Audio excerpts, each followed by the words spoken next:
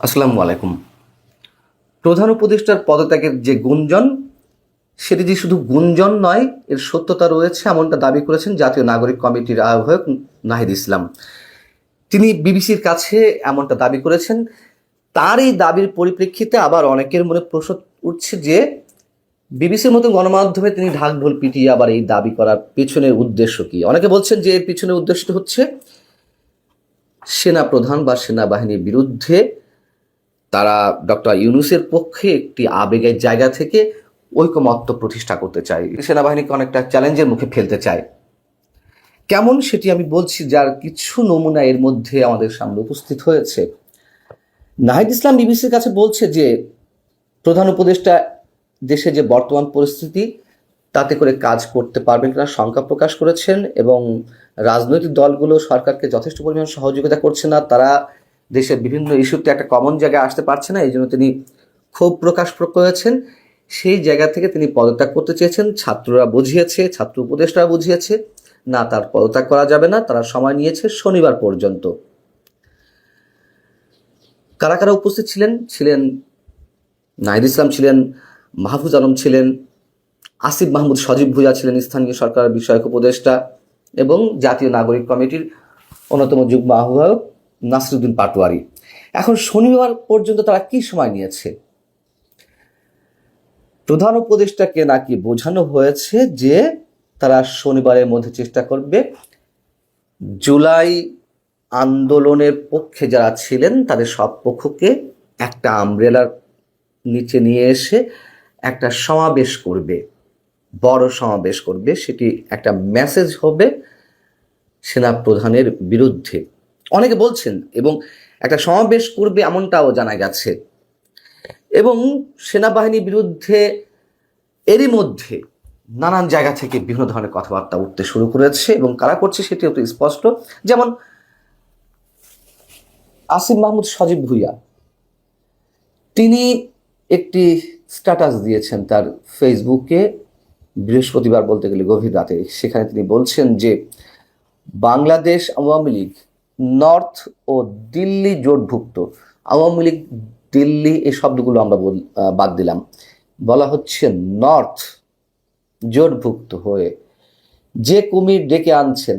এখন নর্থ উত্তর এই সব শব্দের প্রতীকী অর্থ আমরা কি সবাই জানি। যে কুমির ডেকে আনছেন তা আপনাদেরই খাবে, আপনারা তাদের একজন নন, আপনাদের শুধু সাময়িকভাবে কাজে লাগানো হয়েছে। সেনাবাহিনীর বিরুদ্ধে এরই মধ্যে হুঙ্কার ছেড়েছে জুলাই ঐক্য নামে একটি সংগঠন। তারা বৃহস্পতিবার গভীর রাতেই 10:30টার দিকে 11টার দিকে ঢাকা বিশ্ববিদ্যালয়ে মিছিল করেছে জুলাই ঐক্য বিনষ্টকারী এবং উপদেষ্টা পরিষদের ভারতীয় দোসরদের অপসারণের দাবিতে। সেখানে তারা কি বলেছে? সেখানে তারা বলছে ডক্টর মোহাম্মদ ইউনূসের উদ্দেশ্যে, আমরা আপনার উপর আস্থা রাখতে চাই। আপনার আশপাশে যারা জুলাইয়ের গাদ্দার আছে তাদেরকে অপসারণ করুন। দ্রুত সময়ের মধ্যে জুলাই ঘোষণাপত্র করতে হবে। প্রশাসন ও গণমাধ্যমে যেসব আওয়ামী লীগের দোষরা আছে তাদেরকে অতি দ্রুত সরিয়ে ব্যবস্থা নিতে হবে।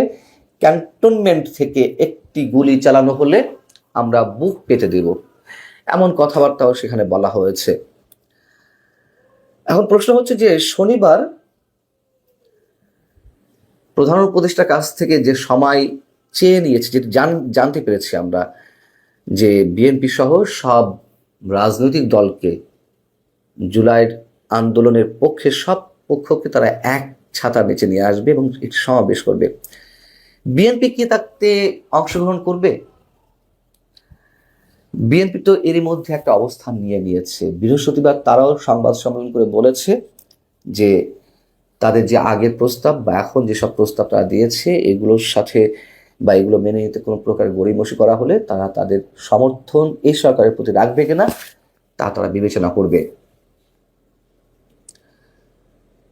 এখন সবচেয়ে বড় যে প্রশ্নটি, সেটি হচ্ছে যে সেনাপ্রধান বুধবার অফিসার্স অ্যাড্রেসে যে কথাগুলো বলেছেন তার কোনোটি কি আপত্তিযোগ্য? তিনি করিডোর নিয়ে কথা বলেছেন, বন্দর নিয়ে কথা বলেছেন, বিদেশি শক্তির কোনো খেলা এখানে খেলতে দেওয়া হবে না। তিনি তার সার্বভৌমত্ব রক্ষার জায়গা থেকে এই কথাটা অবশ্যই বলতে পারেন। অনেকে প্রশ্ন তুলছেন তিনি রাজনীতি নিয়ে কথা বলতে পারেন কিনা, নির্বাচন ডিসেম্বরের মধ্যে হওয়া উচিত সে বিষয়ে কথা বলেছেন। সেনাবাহিনী তো নির্বাচনে বা রাজনৈতিক প্রক্রিয়ায় দেশকে এগিয়ে নিয়ে যাওয়ার জন্য এই মুহূর্তে অনেক বড় একটি পার্ট। সেনাপ্রধান 5 আগস্ট দায়িত্ব তুলে নিয়েছিলেন নিজের কাঁধে, সবাইকে আস্থা রাখার কথা বলেছেন তার প্রতি, তাহলে তা কেন নির্বাচনে কথা বলবে না? জাতিসংঘের মানবাধিকার বিষয়ক রিপোর্ট নিয়ে তিনি কথা বলেছেন, সেটি নিয়ে আমি আলাদা একটা কন্টেন্টে কথা বলবো। এবং তিনি মব ভায়োলেন্সের বিরুদ্ধে কথা বলেছেন, যে আর কোনো মব ভায়োলেন্স সহ্য করা হবে না। এইগুলো বলাকে তার জন্য অপরাধ? কেন এগুলোকে সরকার তার প্রতিপক্ষ হিসেবে প্রতিপক্ষের জায়গা থেকে কথাগুলো এসেছে এমনটা মনে করছে? এবং এটা মনে করে তো আমাদের মনে হচ্ছে দেশের সার্বিক পরিস্থিতি আরো জটিল করে তোলা হচ্ছে।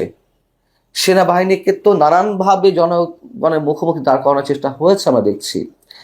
এখন এই যে কথাবার্তা আসিফ মাহমুদের স্ট্যাটাস কিংবা শনিবার পর্যন্ত সময় নেওয়া প্রধান উপদেষ্টার কাছ থেকে সব রাজনৈতিক দলগুলোকে একসাথে নিয়ে সমাবেশ করবে, যেটা শোনা যাচ্ছে। ইসলামী দলগুলো একটা আলাদা বৈঠক করেছে, ইসলামী শাসনতন্ত্র আন্দোলন তাদের নেতৃত্বে আরো কয়েকটি দল বৈঠকে অংশগ্রহণ করেছিল বৃহস্পতিবার রাতে। এই যে জুলাই ঐক্য যে হুঙ্কার ছাড়লো, এই সব কিছু আমাদের কাছে কোনো ভালো ইঙ্গিত প্রকাশ করছে না। সেনাপ্রধান কি বলেছেন যে এই সরকারকে এখনই পদত্যাগ করতে হবে? সেনাপ্রধান কি তার বক্তব্যে কোনো ধরনের ইঙ্গিত দিয়েছেন যে সেনাবাহিনী ক্ষমতা নিতে যাচ্ছে? তাহলে সেনাপ্রধানের এই বক্তব্যগুলোকে কেন এত আক্রমণাত্মক হিসেবে ধরছে একটি মহল? মানুষের যে চাওয়া, মানুষের যে প্রত্যাশা, এবং অধিকাংশ রাজনৈতিক দল যত দ্রুত নির্বাচন করা যায় তার পক্ষে তো মত দিয়েছে। তো সেখানে সেনাপ্রধানের বক্তব্য আমরা কিভাবে সাধারণ মানুষ এবং অধিকাংশ রাজনৈতিক দলের বিরুদ্ধে তার বক্তব্য আমরা এইভাবে ধরে নেব? কিন্তু তারপরও এটি করে আরো পরিস্থিতি খুবই ঘোলাটের দিকে নিয়ে যাওয়া হচ্ছে বলে অনেকের কাছে মনে হচ্ছে। ভালো থাকুন সবাই, আল্লাহ হাফিজ।